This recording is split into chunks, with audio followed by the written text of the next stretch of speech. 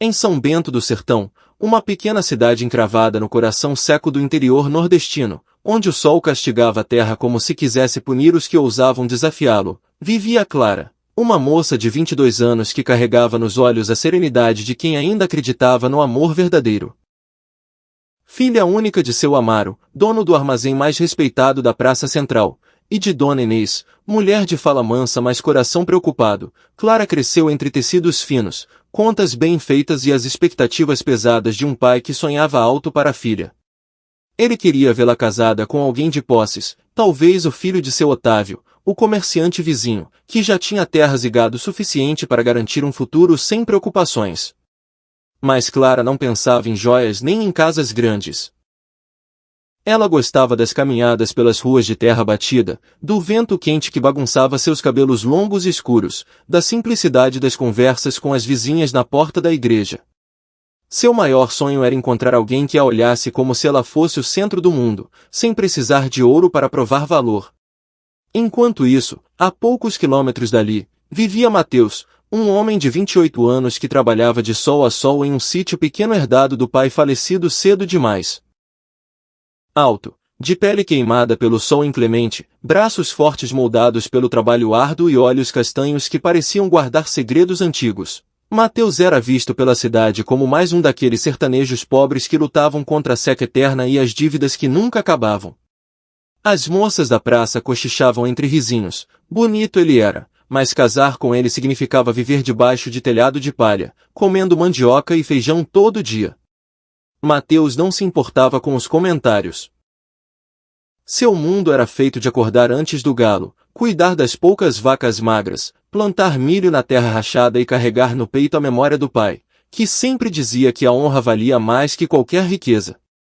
Ele vivia sozinho, sem pressa para casar, acreditando que, se o destino quisesse, alguém apareceria. O encontro dos dois aconteceu numa tarde de fim de dia, quando o céu se tingia de laranja e o ar ficava pesado de poeira. Clara voltava da casa de uma amiga montada no cavalo da família, um animal arisco que não gostava de barulhos repentinos. Um bando de galinhas de Angola atravessou a estrada de repente, assustando o bicho, que empinou e disparou descontrolado. Clara agarrou as rédeas com força, mas o medo a deixou sem reação. O coração batia tão forte que parecia querer sair do peito. Foi quando Mateus surgiu, voltando do campo com o cavalo carregado de lenha. Sem hesitar, ele esporeou o animal, alcançou-o dela e, com um movimento preciso, segurou as rédeas, acalmando o cavalo aos poucos até que parasse. Clara tremia, ofegante, o rosto pálido. Mateus desmontou-o rápido e estendeu a mão. A senhorita tá bem? Não se machucou. Ela conseguiu apenas assentir, ainda sem ar. Cavalo assustado é traiçoeiro, mas agora tá tudo certo, disse ele com um sorriso calmo. Naquele instante, sob o sol poente, algo mudou.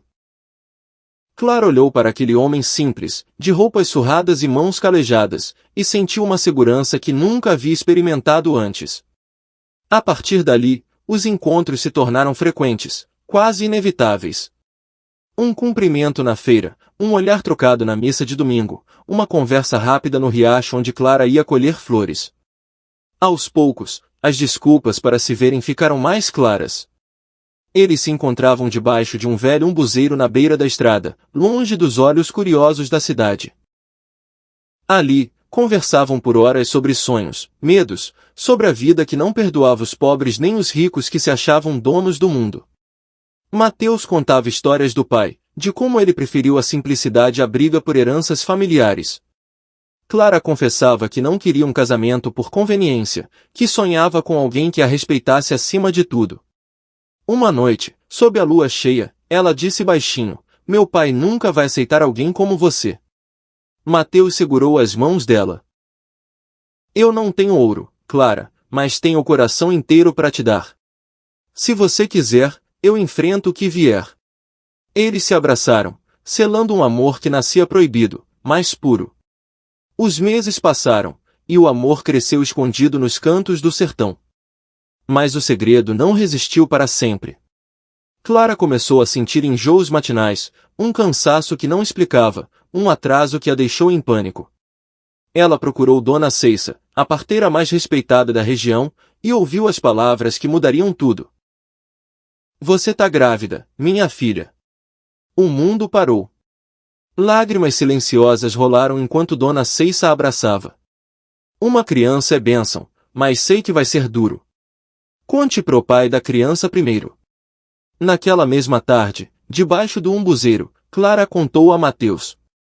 Ele ficou em silêncio por um instante, depois caiu de joelhos, emocionado. De mim. Ela sentiu. Mateus a abraçou forte, chorando. Então a gente não tá mais sozinho. Eu juro que cuido de vocês dois. Mas ele hesitou, como se carregasse algo mais. Tem uma coisa que eu nunca te contei, mas agora não é hora. Quando for o momento, você vai entender. Clara tentou esconder em casa, mas Dona Inês percebeu. Confrontada pela mãe, confessou tudo. A notícia chegou ao pai como um trovão. Seu Amaro explodiu em raiva. Engravidar de um pobretão? Você jogou nossa honra no lixo. Portas bateram, gritos ecoaram. Clara, ferida, pegou uma sacola com poucas roupas e foi embora antes do amanhecer, rumo ao sítio de Mateus. Ele a recebeu de braços abertos. Aqui a sua casa agora. E vai ser a do nosso filho também. A barriga de Clara começou a aparecer, e com ela veio o julgamento cruel da cidade. Na missa, mulheres cochichavam alto o suficiente para ela ouvir: olha a filha do seu Amaro, grávida de um miserável. Tinha tanto rapaz bom, riam, apontavam, debochavam. Clara baixava a cabeça, segurando as lágrimas, enquanto Mateus apertava sua mão com força. Não liga para eles. Eles não sabem da nossa verdade. Em casa, seu Amaro fechou as portas para a filha. Você escolheu. Agora aguente. Dona Inês chorava em silêncio, sem poder fazer mais. A vida no sítio era dura. A seca apertava, o dinheiro mal dava para o básico. Mateus trabalhava dobrado, vendia o que podia para comprar remédios e comida. Clara ajudava como dava, costurando, lavando, cozinhando com o pouco que havia. À noite, ele colocava a mão na barriga dela, sentindo chutes. Nosso filho vai ser forte. Mas Clara, exausta, chorava baixinho. E se a gente não conseguir? No 8º mês, o corpo de Clara começou a falhar. Pressão alta, inchaço, febre baixa. Dona Ceissa avisou: é perigoso. Repouso absoluto. Mateus cuidava dela com desespero, deixando o trabalho de lado para ficar ao lado da cama. Numa noite, Clara pediu: se eu não resistir, cuida do nosso filho. Ele prometeu, mas jurou que não a perderia. A noite do parto veio com uma tempestade furiosa. A chuva batia forte no telhado, o vento uivava. Clara gritava de dor, Mateus segurava sua mão, Dona Ceissa lutava para ajudar. Horas se passaram em agonia. Finalmente, o bebê nasceu, mas não chorou. O silêncio foi ensurdecedor. Dona Ceissa tentou reanimar, sem sucesso. Ele não resistiu. Clara desmaiou de exaustão e dor. Mateus saiu correndo para a chuva, caiu de joelhos na lama e gritou para o céu: por quê? Os dias seguintes foram um vazio. A casa, que tinha sido preparada com tanto carinho, virou túmulo de sonhos. Clara mal falava, olhava para o nada. Mateus trabalhava até cair, escondendo o choro. Numa noite, ela desabou: não aguento mais. Tudo aqui me lembra ele. Mateus tentou segurá-la. A gente supera juntos. Mas Clara, quebrada, arrumou as coisas e voltou para a casa dos pais. Seu Amaro a recebeu com frieza, mas Dona Inês insistiu. Mateus ia até a cidade, tentava falar, mas ela pedia tempo. Preciso respirar sem essa dor. O tempo passou, e Clara vivia como sombra de si mesma. Mateus, sozinho no sítio, cuidava da casa como se esperasse por ela. Foi numa tarde de feira que a verdade começou a escapar. Um homem idoso, vindo de longe, reconheceu Mateus e falou alto: esse rapaz é herdeiro das terras dos Farias, uma das famílias mais ricas da região. O pai abriu mão de tudo para não brigar por herança suja, deixou terras no nome dele. Ele poderia viver no luxo, mas escolheu a simplicidade. A notícia se espalhou como fogo em mato seco. As mesmas bocas que debochavam agora cochichavam surpresas. Herdeiro? E vive como pobre. Clara ouviu em casa, não acreditou de início. Mas Dona Inês confirmou, é verdade. O pai dele era homem de palavra. Mateus nunca quis que soubessem, para ser amado pelo que é, não pelo que tem. Clara sentiu o chão sumir. A culpa a consumiu. Na manhã seguinte, caminhou até o sítio. Encontrou Mateus no curral, suado, trabalhando. Eles se olharam em silêncio. Ela chorou. Por que nunca me contou? Ele respondeu calmo. Porque eu queria que você me amasse por mim, não por terras ou dinheiro. Clara caiu nos braços dele. Eu te abandonei quando você mais precisava.